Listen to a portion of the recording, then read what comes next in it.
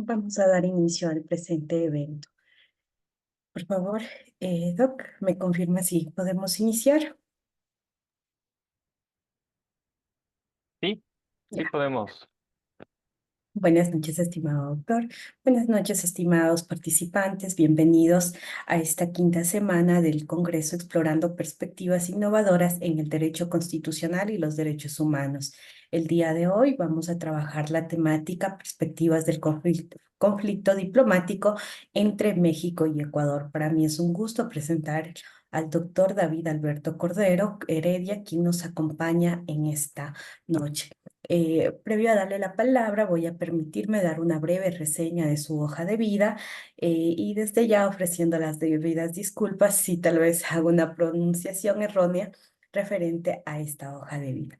David Cordero es profesor principal de Derecho en la Pontificia Universidad Católica del Ecuador y profesor visitante en el programa de Latin American and Caribbean Studies Cornell University en la Universidad de las Américas, la Universidad Andina Simón Bolívar, la Universidad Pública de Santa Elena y la Universidad Nacional de Loja.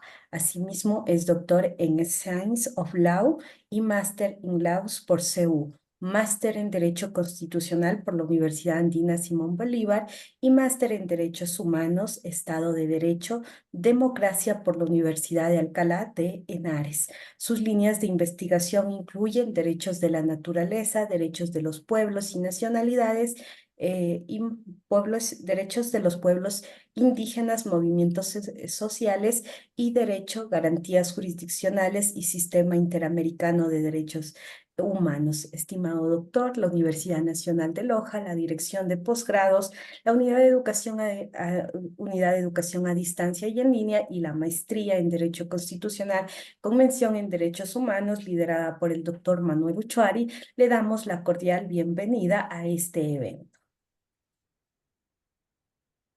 Muchísimas gracias por la presentación, Joana. Buenas tardes con todos y con todas. Creo que para empezar esta conversación que vamos a tener sobre el conflicto generado entre México y Ecuador, tenemos que empezar diciendo algo importante, ¿no? Y es que a diferencia de las discusiones que tenemos en las redes sociales, en los medios de comunicación, en nuestras casas, ¿no es cierto? En donde consideraciones que tienen que ver con lo afectivo, con quién nos cae bien, quién nos cae mal, cuáles son nuestras preferencias políticas, etcétera, tienen, todas esas cosas van a tener un peso muy importante, ¿no es cierto? Pero el rol de la academia, el rol de la universidad, tiene que ser tratar de entregarle a la sociedad puntos de vista lo más objetivos, y razonados posibles. Tratar de advertir a la comunidad cuáles son los efectos de ciertas decisiones, de explicar ciertos fenómenos, y cuando hacemos eso, muchas veces no caemos muy bien, ¿no? Y digamos, y no son opiniones, muchas veces no son opiniones populares. Cuando afirmamos, por ejemplo, una de mis líneas de investigación tiene que ver con la situación penitenciaria, cuando nosotros afirmamos que la militarización de las cárceles, que el aumento de penas, que el sustraer a un grupo de privados de la libertad de la posibilidad del régimen abierto, es decir, de la progresión de la pena, no va a solucionar los problemas de inseguridad en el país, es más, los agravan y tenemos datos y podemos mostrar que esto no es que contrario al sentido común, digamos, o a la opinión popular de que si ponemos penas más duras, entonces disminuye la delincuencia, los datos nos muestran otra cosa. Y la función de la academia es precisamente no ser populares, es decir la verdad y hablar con datos y hablar de qué es lo que está realmente pasando. Y de esa manera que la gente pueda tener al menos una guía respecto a qué es lo que está pasando en la sociedad y poder tomar decisiones mucho más informadas, más allá de nuestros gustos ideológicos, más allá de nuestras pasiones, más allá de cualquier otra consideración. Yo creo que eso es importante. Y es importante empezar por esto, porque creo que la discusión de la situación actual entre México y Ecuador han existido demasiadas pasiones involucradas y muy poca objetividad. Y lamentablemente muchos profesionales del derecho, no necesariamente académicos, han tenido posiciones en que han tratado, como hacemos los abogados en libre ejercicio, tratar de defender una parte, la parte que queremos que gane, ¿no es cierto? La parte que nos paga por defenderle. Y en ese sentido tratamos de poner la situación desde la mejor luz, o presentarlo desde la mejor luz para los intereses de nuestros clientes o de nuestros amigos o de la gente por la cual estamos peleando, ¿no es cierto? Como abogados. Ese es nuestro trabajo, ¿verdad? Pero en la academia no se puede hacer eso. Y la academia jurídica, además, tiene una obligación mayor, porque quienes somos profesoras y profesores de derecho, tenemos que sacarnos ese sombrerito de abogados, ¿no es cierto? Y empezar a hablar de la forma más objetiva posible, ¿no? Independientemente de qué intereses, de qué personas sean las que están involucradas. Y hago esta introducción porque me parece relevante hablar de esto, porque a muchas personas lo que voy a decir en esta charla no les va a gustar, porque lamentablemente este conflicto entre Ecuador y México ha tomado unos tintes de partido de fútbol, ¿cierto? En que el día domingo precisamente va a jugar Ecuador versus México y todos los ecuatorianos vamos a ir a ver el partido, ¿no es cierto? Y vamos a querer que gane Ecuador y vamos a hacerle barra a nuestra selección, ¿no es cierto? ¿Quién no lo hace? Inclusive los que no les gusta el fútbol igual se van a reunir con la familia y van a ponerse una camiseta del Ecuador y van a querer que gane la selección. Pero esa no es la óptica que debemos tener con respecto al conflicto que existe entre Ecuador y México. Debemos analizarlo de forma objetiva, debemos ver cuáles son las implicaciones, qué normas jurídicas, qué obligaciones internacionales estaban involucradas, independientemente de las personas que estuvieron involucradas, y analizar esto de forma objetiva. México es sin duda uno de los socios políticos, económicos y culturales más importantes de Ecuador. Con México hemos compartido, hemos tenido olas de migrantes en determinados momentos por persecuciones políticas, por situaciones económicas. Es un pueblo con el que compartimos muchísima cultura. Es sorprendente lo similares que somos al pueblo mexicano, versus a veces pueblos que son mucho más cercanos, como Colombia, como Perú. Parecería ser que en muchas cuestiones culturales nos parecemos mucho a México. Es sin duda una cultura y una sociedad muy cercana al ecuatoriano. Con esta cultura, ¿no es cierto?, con quienes tenemos relaciones políticas, comerciales, culturales, es importante valorar esta situación, sobre todo en el marco del derecho internacional, y creo que es difícil que alguien pueda afirmar de forma objetiva que no es de interés de nuestra sociedad superar este impasse, dejar este impasse atrás, tomando las medidas que sean necesarias y poder restablecer esas relaciones diplomáticas que eventualmente nos lleve nuevamente a tener una buena relación con el pueblo mexicano. Esa debería ser nuestra prioridad y debería ser lo que ponemos por delante en todas las consideraciones diplomáticas, al menos. En ese sentido, vamos a analizar qué es lo que pasó, cuáles son las implicaciones y, finalmente, presentar algunas perspectivas de lo que podemos hacer a futuro y qué es lo que puede pasar. Entonces, en primer lugar, digamos, los hechos son públicos, ¿verdad? Hay una persona que tiene condenas penales en firme en su contra e investigaciones penales abiertas, que decidió, que es el señor Jorge Glass, que decidió ingresar a la Embajada de México y solicitar un asilo, primero consular y luego que quería también un asilo ya la declaración de asilado político que pudiese, en uso de las leyes del asilo, em, hacerle merecedor de un salvoconducto que le saque de la Embajada de México y que él pueda trasladarse al Estado mexicano. Ese es el antecedente. El gobierno de México analizó la situación y luego de algunos intercambios de palabras y de acciones diplomáticas entre los dos estados, decidió otorgarle el asilo. La respuesta del gobierno ecuatoriano fue atacar la Embajada de México en Ecuador.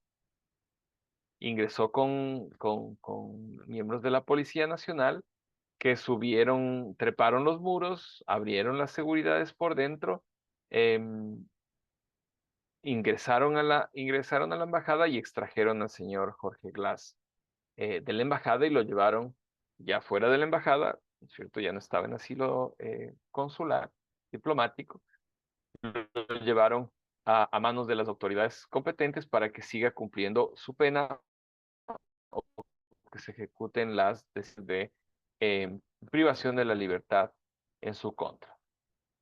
Eso es objetivamente lo que pasó. ¿Qué consecuencias tiene esto a nivel internacional? ¿Cuál es la disputa a nivel internacional? Desde el punto de vista de Ecuador, México no tenía o no actuó de forma correcta en el momento que le otorgó un asilo a una persona que tenía condenas por delitos comunes, tomando en cuenta que el asilo es una institución para personas que sufren una persecución política. Esa es la posición del gobierno ecuatoriano. Ok, es cierto, el derecho del asilo, el derecho internacional del asilo contempla que no se podría otorgar o no se debería otorgar un asilo a una persona que tiene condenas por delitos comunes. Okay. Sino, excepto cuando la persona tiene una persecución política. Entonces, el texto de la norma nos muestra, ¿verdad?, que no es una prohibición absoluta entregar asilo a personas que han sido condenados por delitos comunes. La prohibición es de entregarlo a personas que fueron condenadas por delitos comunes sin que exista persecución política. ¿Ok? Entonces, existe persecución política al señor Jorge Glass. El señor Jorge Glass fue condenado en 2 procesos y en otros está siendo investigado producto de una persecución política o producto del cometimiento de delitos tipificados en el Código Orgánico Integral Penal como delitos comunes. Ok, esa es la pregunta. Y esto es importante porque la lista de delitos políticos cambia de acuerdo a la persona que escribe la doctrina. Si ustedes leen un texto de un autor, les va a decir que los derechos políticos, que los delitos políticos son delitos como levantarse en armas en contra del gobierno, como tener opiniones contrarias a la administración del gobierno. Y bueno, incluso podrían llegar a ser delitos políticos también, el asesinato político, el terrorismo, inclusive cuando tiene una connotación política. Es decir, cuando hablamos de derechos políticos no estamos hablando de un grupo, perdón, de delitos políticos, no estamos hablando de un grupo de delitos bien definidos. Estamos hablando de delitos que se cometen con algún tipo de motivación política. Pero lo que dice la norma es que el asilo se da ante la persecución. Es decir, el Estado que otorga el asilo tiene el derecho y la facultad de establecer si es que la persona está o no siendo perseguida políticamente por un Estado. Porque la persecución política no se da solamente con delitos políticos, se da con cualquier delito. Una persona puede sufrir una persecución política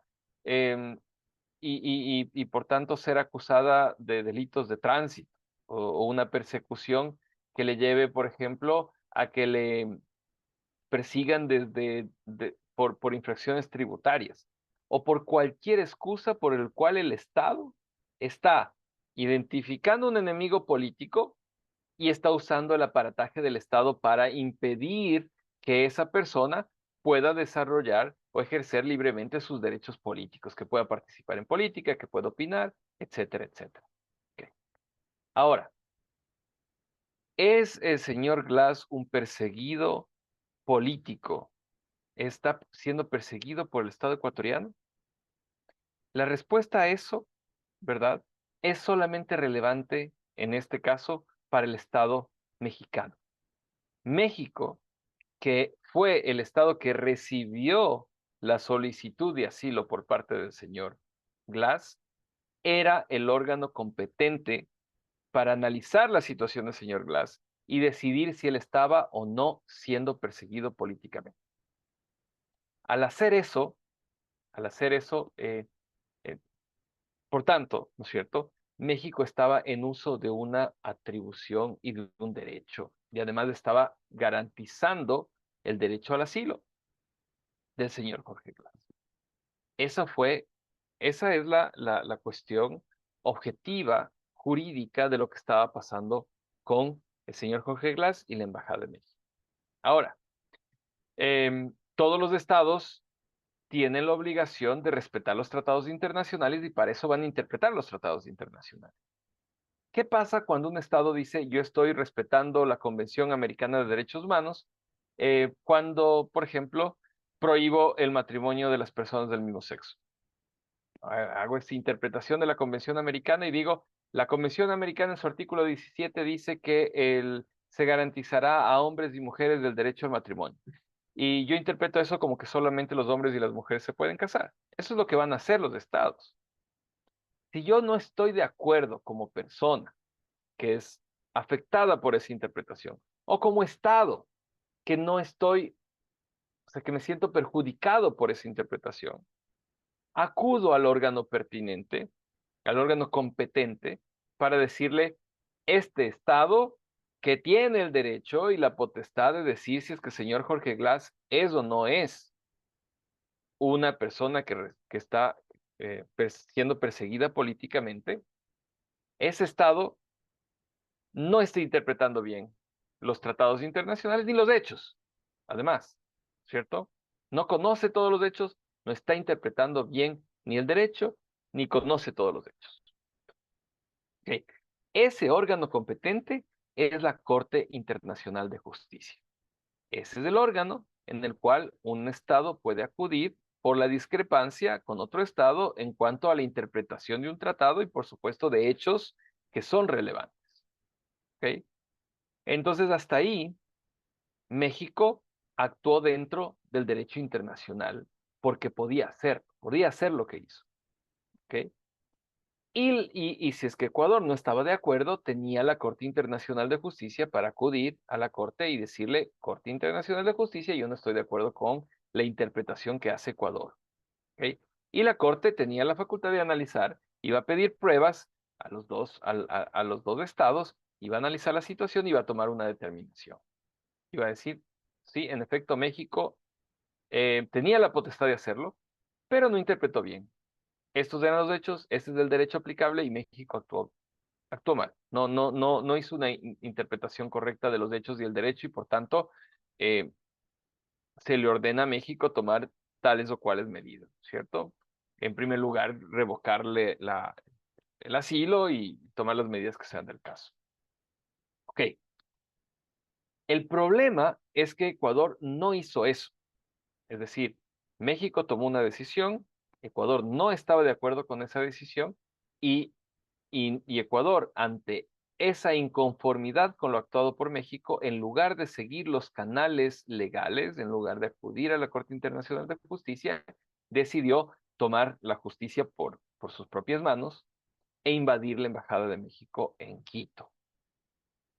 ¿Cuál es el problema? O sea, si el señor Jorge Glass tenía una orden de detención y estaba en mi casa o estaba en la casa de cualquiera de ustedes, ¿podía entrar la policía y arrestarlo? En principio sí, pero con dos condiciones. ¿no es cierto? Más bien, con una condición, quiera que tenga orden judicial, ¿verdad? Entonces yo acudo donde un juez y le digo, señor juez, el señor Jorge Glass está en la casa de fulanito de tal. El juez emite una orden de allanamiento. Entran a mi casa y le sacan al señor Glass. Ok, se va a la cárcel. Primera cuestión. Entonces, em, ¿se cumplió eso? ¿Hay algún juez al cual se acudió para decir, el señor Glass está en la Embajada de México, por favor emita una orden de allanamiento y vamos a entrar a la Embajada de México y vamos a sacar al señor Glass? De que yo sepa, o de los documentos que se han hecho público, eso no pasó. Entonces, un juez no ordenó eso, en primer lugar. En segundo lugar, una cosa que se habría tenido que discutir, si es que se pedía el allanamiento de la embajada, era una norma que existe también en el derecho internacional que determina que las embajadas son inviolables. Es esto de que es como, es una extensión del país, eso es una forma poco, digamos, una metáfora, ¿no? De esto. No es tanto porque sea una extensión del país, no es una extensión del país, pero es un espacio que está protegido por una inmunidad. Los estados, sobre todo el estado en donde está asilada la embajada, no puede violar las premisas de la embajada. Primera cuestión. Segunda cuestión, los diplomáticos también tienen inmunidad, ¿no? A un diplomático no le puede arrestar la policía. A un diplomático, en todo caso, si comete una falta, va a tener que ser devuelto a su país para ser juzgado por su país. Esa es una de las ventajas, ¿no? O privilegios de tener un nombramiento diplomático. Entonces, con esas premisas, el juez al que se le hubiese, hipotético juez al que se le hubiese pedido que le permitan ingresar a la embajada a sacar al señor Jorge Glass, habría tenido que discutir al menos qué pasaba con la norma que obliga o que determina la inviolabilidad de la embajada, en este caso de la Embajada de México. Como no se le pidió a ningún juez una orden, entonces no sabremos qué habría respondido ese juez. Ese juez pudo haber respondido, ok, voy a hacer una ponderación de derechos entre la justicia, el derecho a la verdad versus la inviolabilidad de la embajada. Entonces gana la justicia y entonces ordeno el allanamiento. Entonces, al menos habría existido una orden de juez. Eso no pasó. ¿Ok? Y si hubiese dado eso, también la defensa del señor Glass habría tenido la posibilidad de presentar algún tipo de argumento en el sentido de que no se realice el allanamiento. Ok, pero ya, no hicimos eso. Entonces, no fuimos a la Corte Internacional de Justicia porque no estábamos de acuerdo y tampoco fuimos a la Justicia Nacional a decirle, juez, autoríceme a hacer esto. Ninguna de las dos. ¿Qué se hizo? Se atacó la embajada.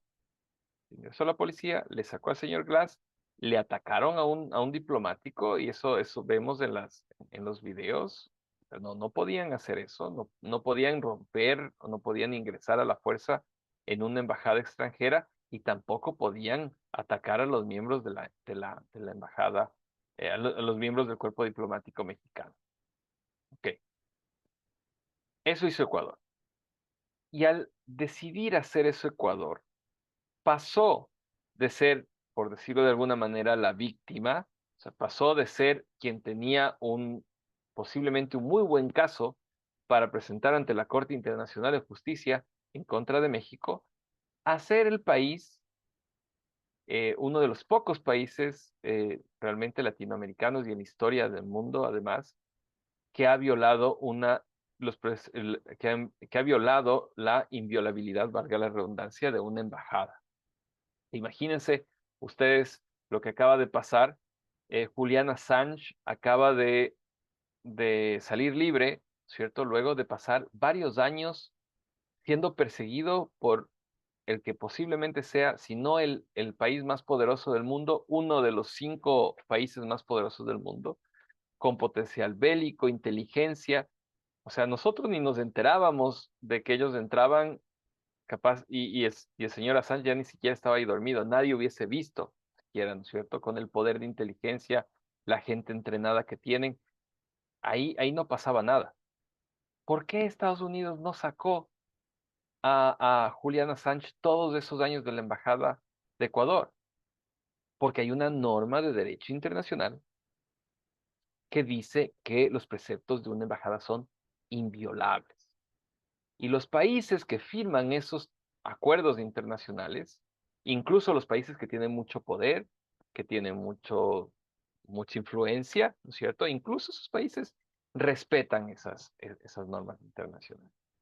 Durante la Guerra Fría hay varias historias de espías del lado norteamericano y del lado soviético que se asilaban o que se metían a las embajadas y a veces pasaban años ahí y los países, ni la Unión Soviética ni Estados Unidos, ¿no es cierto?, se atrevían a atacar las embajadas de los otros países por un principio de inviolabilidad de las embajadas. Entonces, eso es lo que pasó con la Embajada de México.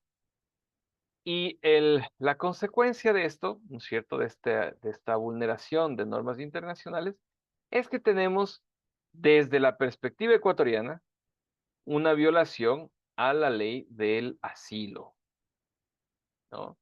Y desde la perspectiva, y eso es una interpretación. O sea, ¿qué va a decir la Corte Internacional de Justicia? Luego, no lo sabemos, ¿cierto? No lo sabemos. Puede ser que la Corte Internacional de Justicia, en efecto, entre a conocer el caso, a ver de qué le condenaron a este señor Glass, qué es lo que hizo, cuáles fueron las pruebas, a qué instancia se acudió, etcétera, y analice todos los hechos y luego diga, sí, en efecto, México evaluó mal la situación, no aplicó bien el derecho internacional. ¿Ok? Ese puede ser un resultado. También un resultado plausible es que la Corte Internacional de Justicia diga, eso no voy a evaluar yo. Yo tengo que evaluar las obligaciones internacionales y las obligaciones internacionales en cuanto a la ley del refugio es que esta es una potestad, es un asunto facultativo de los estados. Si a México le parecía que el señor Gras era un perseguido político, la Corte Internacional de Justicia no tiene nada que decir. Eso lo tenía que decidir México. Es posible también.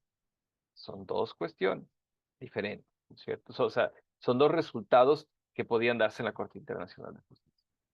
Por otro lado, tenemos un hecho cierto, objetivo, y es que Ecuador violó la Embajada de México.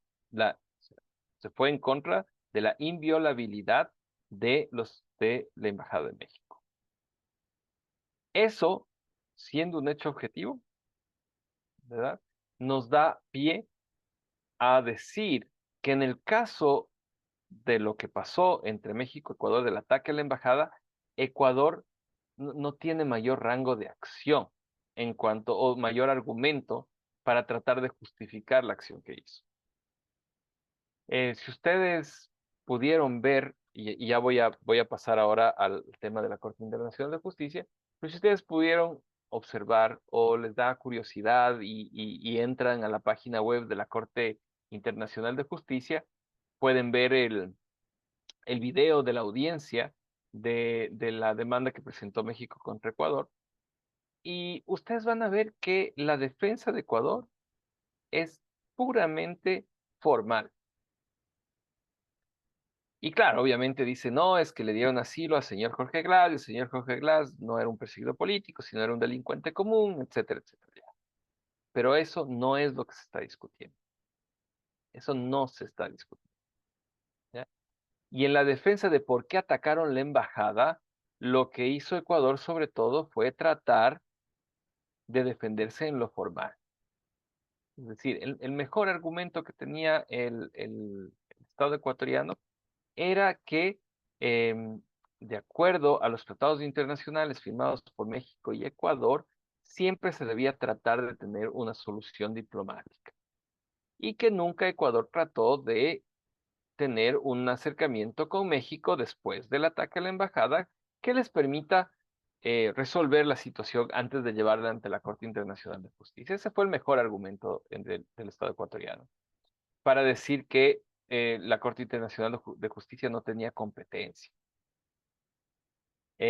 Ok, entonces, ahora sí, ¿qué pasó después? Hay dos demandas, ¿verdad? Hay dos demandas. Hay una demanda de México contra Ecuador por el ataque a la embajada, una demanda que tiene además una solicitud de medidas cautelares. Por otro lado, tenemos una demanda de Ecuador a México por haberle concedido el asilo al señor Jorge Glass. Okay. La primera cosa que debemos que reconocer de forma objetiva es que la violación de dos normas jurídicas, digamos, no justifican, no se justifican la una a la otra.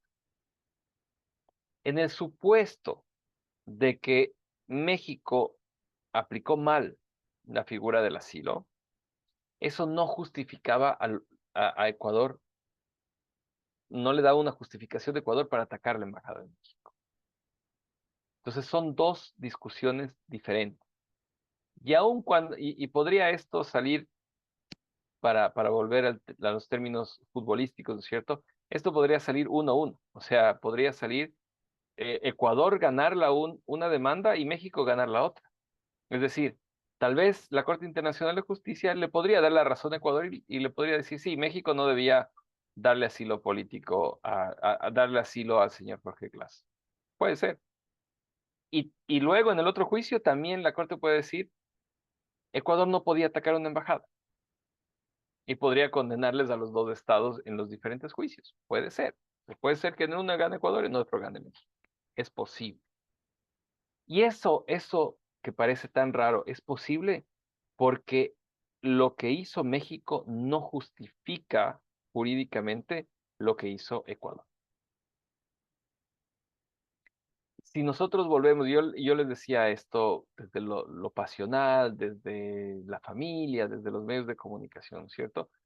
Nos puede caer muy mal una persona y nos puede parecer que incluso una persona que la pasa mal o que le pasa alguna cosa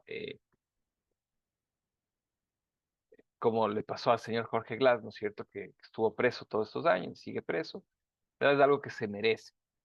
Puede ser que esa sea nuestra impresión. En efecto, el señor Jorge Glass ha sido ya condenado 2 veces y ha pasado toda la revisión de esas sentencias. Son sentencias en firme, incluso sacramentalizadas por la Corte Constitucional del Ecuador. Es difícil, se podría podría aún así ser inocente, señor Jorge Glass, podría ser. Es muy difícil. La justicia tenía varias instancias, el señor Jorge Glass fue sometido a todas esas instancias y salió culpable. Es muy difícil, podría ser, pero es muy difícil. Pero ese no es el punto. O sea, ¿quién es el señor Jorge Glass? No es el punto de la discusión. La discusión, jurídicamente hablando, es que tenemos aparentemente una violación al derecho internacional por parte de México y con certeza absoluta una violación al derecho internacional por parte de Ecuador. ¿Ok? ¿Qué va a pasar ahora? ¿Qué pasó en estas dos demandas? Vamos primero con la de Ecuador contra México. Perdón, la de México contra Ecuador. Em, la de México contra Ecuador vino con medidas cautelares. ¿Ok? Y fíjense, si ustedes ven, si ustedes escuchan la audiencia, que yo les recomiendo que lo hagan, van a ver lo pobre que es la defensa de Ecuador. No digo mala, digo pobre. Em, y tal vez esto además, digamos, sea contradictorio por los millones de dólares que debe haber pagado Ecuador por esa defensa, ¿no? Porque son abogados carísimos los que contrató Ecuador para esa defensa. ¿Qué pasó? ¿Qué dijeron? Dijeron que lo del ataque a la embajada fue una cosa de una sola vez. Porque ¿qué es lo que pedía México en la medida cautelar? ¿Cierto? Son dos cosas diferentes, el fondo y la medida cautelar. ¿Qué es lo que dijo México? Perdón, sí, México le pidió a la Corte como medida cautelar que ordene a Ecuador que garantice la integridad del edificio de la embajada, de los sitios en donde vivían los miembros del cuerpo diplomático de México, y que garantice también la integridad física de los miembros de ese cuerpo diplomático que seguramente querían volver a Ecuador y sacar sus plantas, o regalar sus plantas, ¿no es cierto? Tal vez alguno tenía un perrito, quería llevárselo a México, porque todos salieron corriendo, ¿no? Entonces, devolver el departamento, ver qué se llevan. Entonces, básicamente México dijo que se garantice la integridad de la embajada y los archivos de la embajada, los cuales serán extraídos. Ok. Que se garantice la integridad de donde viven los miembros del cuerpo diplomático y que se les permita volver y sacar sus cosas y que se garantice su integridad. Eso es lo que pedía México. Imagínense lo vergonzoso que es que un Estado vaya y diga, vea, yo tengo miedo de que la gente del cuerpo diplomático de mi país pueda ser atacada si es que va a, sí, a ver si es que regala o se puede llevar a su perro a México, ¿no? Tengo miedo de que entren los militares y los policías y destruyan los archivos y los enseres de la embajada. ¿Qué es lo que decía México? Eso es perfectamente posible porque no podemos esperar otra cosa de un Estado que violó la integridad de una embajada. O sea, si es que violó eso, ¿por qué no podemos creer que eso puede hacer, que lo puede hacer de nuevo y que puede irse en contra de los bienes y en contra de las personas de la embajada?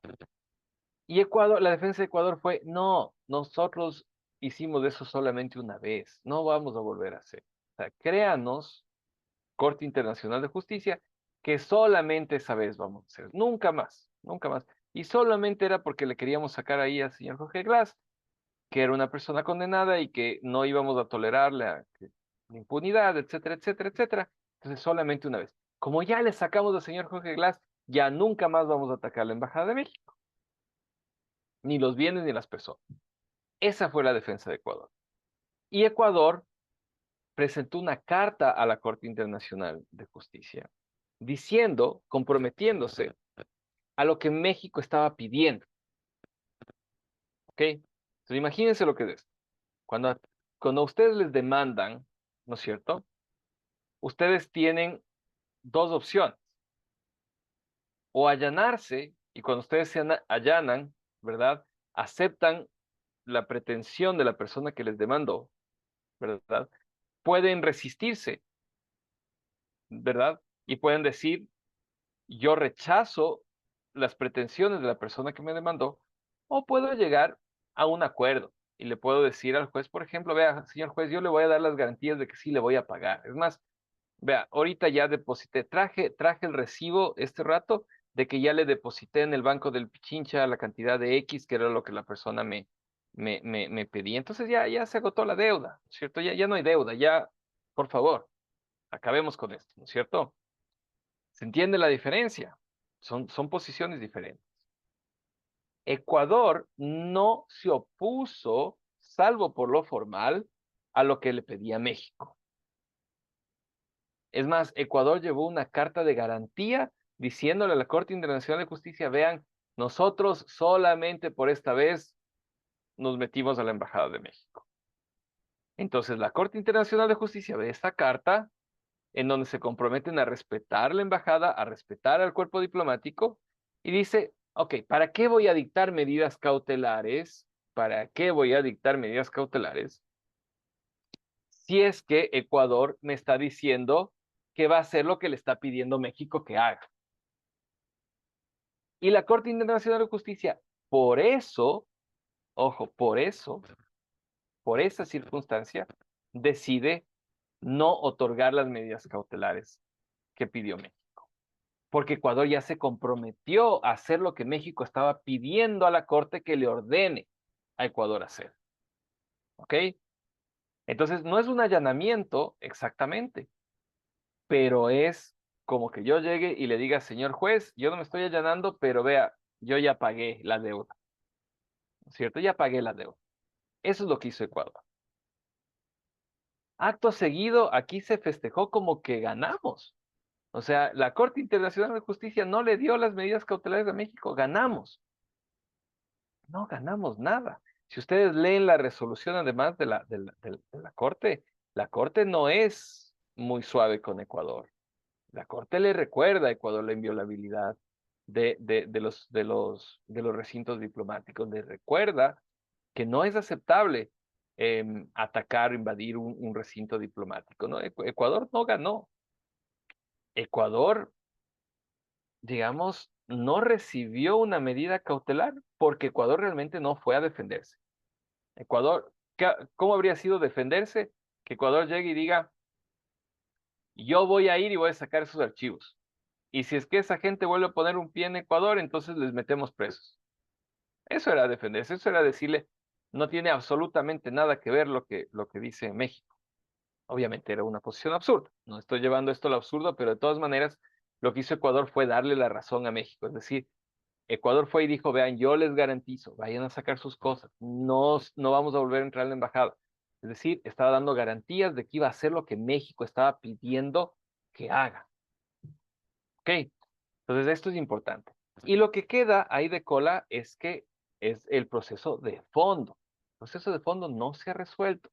No ha resuelto la Corte Internacional de Justicia si es que Ecuador violó o no violó la Convención sobre Relaciones Diplomáticas en cuanto a la inviolabilidad del domicilio, de la inviolabilidad, perdón, de las premisas de la embajada. Eso se va a discutir en los próximos meses o años con algunas consecuencias. Y eso va a ser mi intervención, mi punto final. Ok, vamos a dejar las consecuencias para después. Por otro lado, Ecuador le demandó a México porque, porque supuestamente violó el derecho al asilo o el derecho internacional que regula el asilo, la ley del asilo, al haberle concedido un asilo al asilo al señor Jorge Glass. Eso es un proceso, Ecuador no pidió medidas cautelares y eso es un proceso que también durará sus meses o años. Okay. ¿Qué consecuencias tiene esto para Ecuador? En primer lugar, Ecuador se mostró en el concierto internacional como un país que no respeta las obligaciones internacionales, que no respeta el derecho internacional. Y eso es grave. Tan grave es eso que uno de los gobiernos de los cuales no habríamos esperado una respuesta inmediata fue el gobierno argentino. Milei salió inmediatamente a decir, bueno, y no él, pero el gobierno argentino a rechazar la invasión a la Embajada de México. ¿Por qué? Porque en la Embajada de Argentina, en Caracas, están asilados varios perseguidos políticos por parte del gobierno de Nicolás Maduro. Para Nicolás Maduro ellos son delincuentes comunes. Para Argentina son perseguidos políticos. Y Argentina no quiere, ¿no es cierto?, que Ecuador le dé ideas a Venezuela de que, mira, no pasa nada, ¿no es cierto? Como no pasa nada, metámonos a la embajada de Argentina y saquemos de ahí a nuestros presos, o sea, a nuestros disidentes. Eso no quiere Argentina. A pesar de que Argentina, seguramente el presidente argentino no tiene ninguna simpatía por el señor Jorge Glass, aún así, Argentina rechazó esto. Y si ustedes ven la audiencia de la OEA, todos los países de la OEA, todos rechazaron la intervención de Ecuador en la Embajada de México. Unánime. ¿Quién no estuvo de acuerdo? Ecuador. Esa es la realidad. Porque ningún país del mundo va a alentarle a Ecuador, ¿no es cierto? O va a alentar este tipo de comportamientos en los cuales un país pueda decidir que puede atacar una embajada. Entonces, eso tiene una consecuencia. Toda la comunidad internacional cerró filas detrás de México. ¿Por qué? Porque no podemos permitir en el derecho internacional que se violen se viole las premisas diplomáticas. Ok, entonces, esa es una consecuencia. Esto, por lo menos, al menos algunos países ofrecieron también cortar relaciones comerciales con Ecuador, quién sabe que eso pase. La verdad parece que solamente con México estamos distanciados, incluso el tema de comercio podría incluso por ahí fluir por algunos lados, pero bueno, vamos a ver qué pasa. Pero una cosa que sí es importante es que Ecuador quería entrar a varios clubes económicos, o sea, varios procesos de integración regional, en los cuales México obviamente es un actor mucho más grande que Ecuador, mucho más importante, mucho más influyente. Es un mercado gigantesco.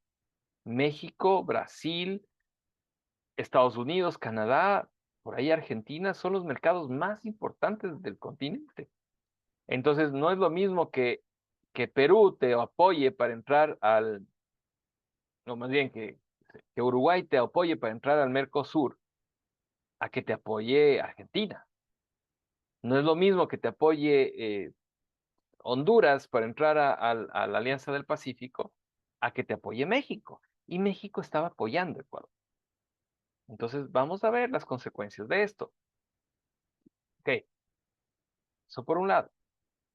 Por otro lado, estamos en una crisis, ustedes ven lo que está ocurriendo en el país con respecto a las necesidades que tenemos, los atrasos que tiene el gobierno en los pagos a gobiernos autónomos descentralizados. Es un desastre, estamos debiendo a proveedores 6 meses, 7 meses, hay gente que pasó sus facturas del año pasado que todavía no recibe sus pagos. Em, y en ese contexto, en una situación en la que perfectamente Ecuador pudo haber dicho, o sea, sí, hablemos porque actuamos mal, ¿verdad? Reconocemos nuestra responsabilidad. Estados Unidos mexicanos, les pedimos disculpas. Obviamente no les podemos entregar a Jorge Glass porque el señor está condenado y está en una cárcel, pero le ofrecemos unas profundas disculpas del gobierno al pueblo mexicano y les prometemos que nunca más vamos a volver a hacer algo así. ¿Ok? En lugar de eso, vamos a defender lo indefendible en una corte que es excesivamente caro litigar. Ecuador podría mandar a sus abogados y abogadas de la Procuraduría General del Estado, a quienes les pagamos sueldo y supuestamente están capacitados para hacer esto. Pero en lugar de eso, contratamos unos abogados que le van a costar varios millones de dólares al Ecuador para ir a defender lo indefendible. Por otro lado, por otro lado, esto va a tener repercusiones y algunas personas dicen, bueno, esto le va a costar millones de dólares en indemnizaciones de Ecuador. Yo no creo que la indemnización que se determine en el proceso sea muy alta, la verdad, no creo. Pero igual, ¿cuántos millones de dólares vamos a gastar en esto? O sea, al final del día, algunas personas hablan por ahí 8 millones de dólares, 12 millones de dólares. Yo creo que al menos esto le va a costar 8 millones de dólares al país. En abogados, en viajes, en todo lo que implica litigar en la Corte Internacional de Justicia. Además, porque salimos a contratar de los abogados más caros para que nos representen, en lugar de hacer algo digno como lo que hizo México, de llevar a su cuerpo diplomático a litigar el caso. ¿No? No. Nosotros nos fuimos y nos conseguimos unos abogados extranjeros porque no les tenemos fe.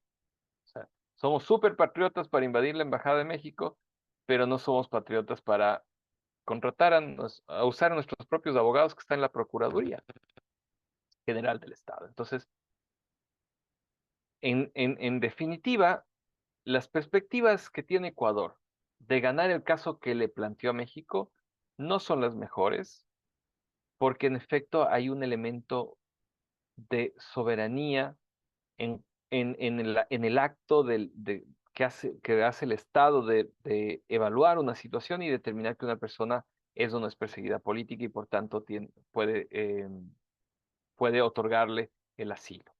Es demasiado discrecional. Me parece difícil, que tal vez me equivoque, que la Corte Internacional de Justicia entre al detalle de analizar si es que el señor Jorge Glass tenía o no tenía derecho al asilo. Podría ser, pero lo veo complicado. En el otro juicio, yo creo que estamos condenados, a menos que realmente exista una cuestión formal presentaron mal la demanda, acepten esto de que primero tenían que irse por una vía diplomática antes de ir a la Corte Internacional de Justicia. Si logramos salir bien librados de ese proceso, va a ser por alguna cuestión formal. Caso contrario, vamos a ser condenados.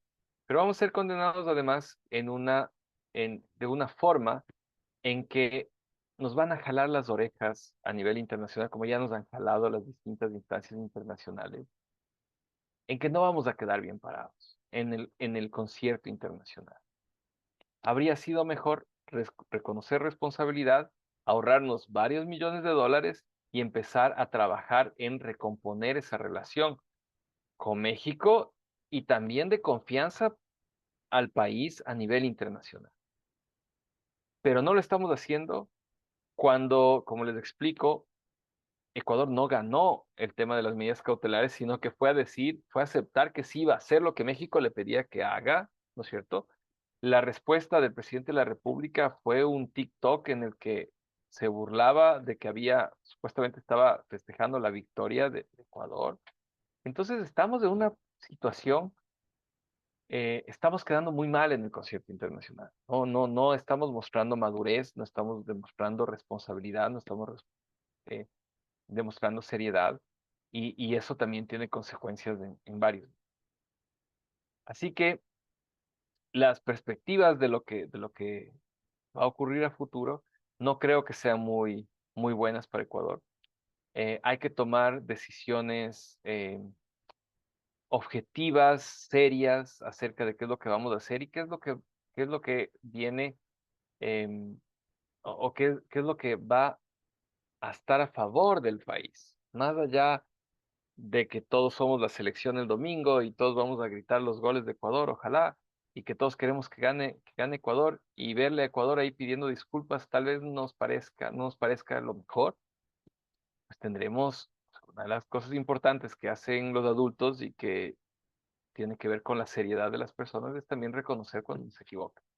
Y ahí Ecuador debería empezar no solamente a recuperar el terreno perdido en cuanto a la confianza en la comunidad internacional, sino también asumir cuando hace las cosas mal y asumir las consecuencias de eso, ¿no? Eh, bueno, muchas gracias. Estimado doctor David, muchísimas gracias. Creo que ha sido muy clara la intervención y más que nada los puntos que se han tratado en la presente temática. Tenemos algunas inquietudes en el chat, tal vez sean un poquito repetitivas, pero merece tiene toda la importancia resaltarlas. Alejandra Masache nos dice cuál era el procedimiento correcto que debió haberse realizado en la Embajada de México por parte de la justicia del Ecuador. Bueno, en primer lugar, como les digo, eso tenía que hacerse con orden judicial. Ahora, ¿podía un juez ordenar por encima de las obligaciones internacionales del Estado? Yo creo que no, pero al menos habría sido, eh, digamos, una forma de que tenga, tenga un control judicial, un control jurídico, esta decisión por parte del Estado, pero eso no se hizo, ¿no? Entonces, por otro lado, Ecuador, y esto es algo que todos los analistas decían, ¿no? Así como Inglaterra por años no le entregó salvoconducto a Juliana Sánchez hasta que el propio Ecuador le quitó la nacionalidad, lo cual también es un acto bastante arbitrario, por cierto, le quitó la nacionalidad a Juliana Sánchez y lo dejó en la puerta, ¿no es cierto? Em, Reino Unido estuvo ahí viendo lo que pasaba y Estados Unidos también. Entonces, probablemente lo que habríamos tenido que hacer es dejarle ahí al señor Jorge Glass por el tiempo que sea necesario, ¿no? Hasta que de alguna forma se llegue a una solución diplomática de la situación. Entonces, el señor habría quedado preso en la embajada. Eso es lo que habría pasado, ¿no? Em, pero lo que está haciendo Ecuador ahora, con la demanda de la Corte Internacional de Justicia, al menos habría sido una salida jurídica. O sea, obviamente antes de atacar la embajada, Ecuador sí podía llevar el caso a la Corte Internacional de Justicia y decir que México no había respetado las normas internacionales del asilo al haberle concedido un asilo a Jorge Glass. Ese era el camino. Muchísimas gracias, doctor. Tenemos la siguiente pregunta. ¿Qué hubiera pasado si la Corte Internacional de Justicia hubiera establecido medidas cautelares a Ecuador por haber invadido el Consulado de México y qué medidas cautelares hubiese establecido para nuestro Estado ecuatoriano? A ver, México pidió seguridad a sus bienes y a las personas que trabajan en la embajada. Eso es lo que pidió México. Y muchas personas pensaban, sin leer la demanda, sin tener mucho conocimiento del tema, que México estaba pidiendo que le entreguen a Jorge Glass. No, no es así. El señor Jorge Glass no va a salir de la cárcel seguramente hasta que termine su sentencia. Y si tiene nuevas sentencias, entonces no sabemos cuándo saldrá. Pero la Corte Internacional de Justicia no está decidiendo la situación del señor Jorge Glass. Eso es otra cosa, ¿no? ¿Qué hubiese pasado si la corte le habría pedido, o sea, le habría ordenado a Ecuador que respete la embajada, que les permita venir y sacar sus archivos, sus cosas de la embajada y que les permita volver a los funcionarios diplomáticos igual a recoger sus cosas y que se respete también los sitios en los que vivían eh, el cuerpo diplomático mexicano? Eso es lo que habría ordenado la Corte Internacional de Justicia, que eran pedidos perfectamente razonables y que la Corte no ordenó porque Ecuador ya se comprometió a hacer eso. Doctor, tenemos de Leonardo Sicho la siguiente pregunta. ¿Es algo que sucedió con Assange? ¿El Ecuador podría recuperar su credibilidad como Estado? Em, a ver, no sé, ahí no entiendo la pregunta que tiene que ver a Sánchez en esto, pero em, podría, a ver, ¿cómo Ecuador podría recuperar su credibilidad? Yo, como les decía, creo que lo primero que tiene que hacer Ecuador es aceptar responsabilidad. Eso es lo primero, ¿no? Es una cosa básica. Cuando ustedes tienen hijos, ¿no es cierto? Cuando tienen alguna persona con algún colega ya con el que trabajan, ¿no es cierto? Y ustedes saben que eh, su hijo le chocó el carro y lo primero que dice, no, es que yo no fui, no, yo no fui, yo no, no se habrán robado el carro, etcétera, etcétera. Ustedes saben que lo primero para seguir adelante ante esta falta, ¿no es cierto? Es que su hijo diga, fui yo, o sea, actué mal, no debía coger el carro, cogí el carro, lo choqué. Entonces, desde ahí se empieza a construir, ¿verdad? Entonces, lo primero que tiene que hacer Ecuador es reconocer que lo que hizo fue injustificable. Cuando Ecuador haga eso, entonces se puede empezar a reconstruir la relación con México y también la credibilidad a nivel internacional. Eh, lo que pasó con Assange, además, es algo bien interesante porque al final del día, Julian Assange reveló secretos em, que tenían que ver con graves crímenes en contra de los derechos humanos, crímenes de guerra cometidos por fuerzas de Estados Unidos. Y esto que él sacó a la luz, que no, nunca nos hubiésemos enterado si es que él no lo hacía, em, por eso él se enfrentaba a cadena perpetua en Estados Unidos, por haber revelado esos secretos. Entonces, el hecho de que Ecuador le haya dado asilo a Julian Assange, hoy por hoy se ve que era lo correcto. Ecuador actuó bien al darle asilo a Julian Assange.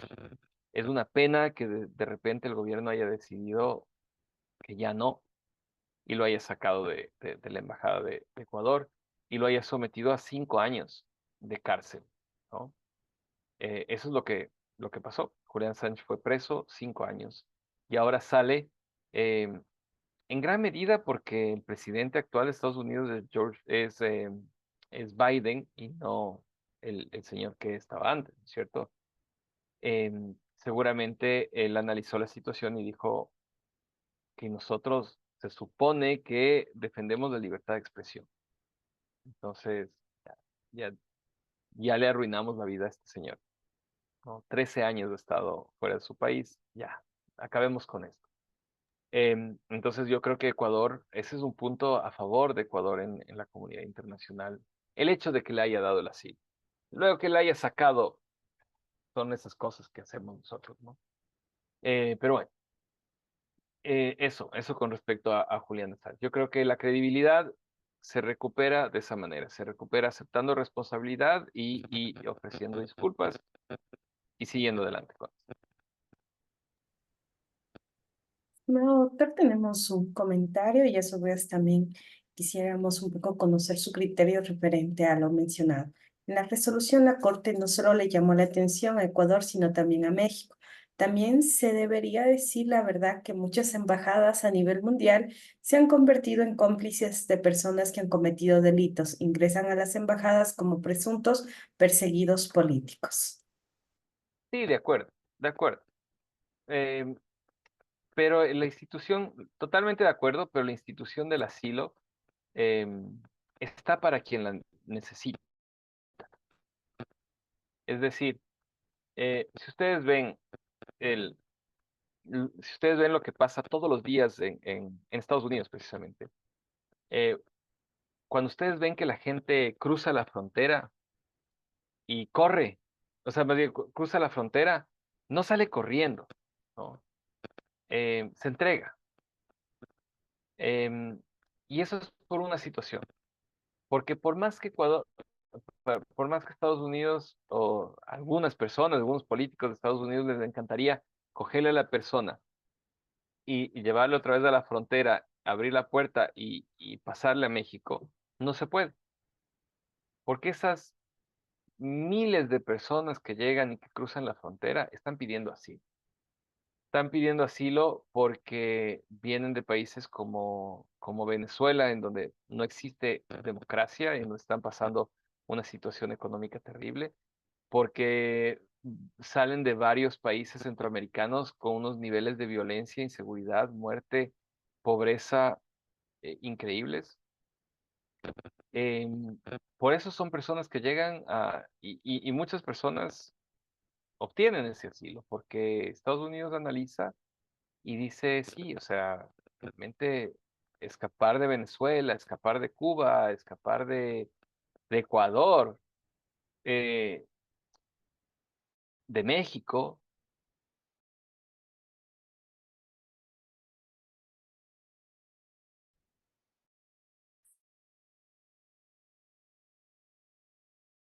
también, por supuesto.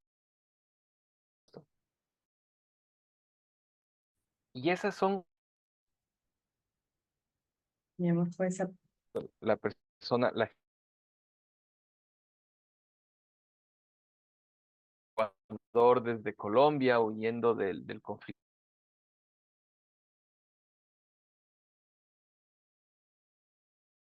Entonces, vivir, para sobrevivir, para estar con vida, ¿no? Yo creo que vale la pena, y este puede ser mi criterio personal como abogado y profesor de derechos humanos, yo creo que vale la pena que 100.000 personas eh, que no tienen otra forma de sobrevivir les den el derecho al asilo y que por eso un corrupto se nos escape y se mete a una embajada. Yo creo que vale la pena.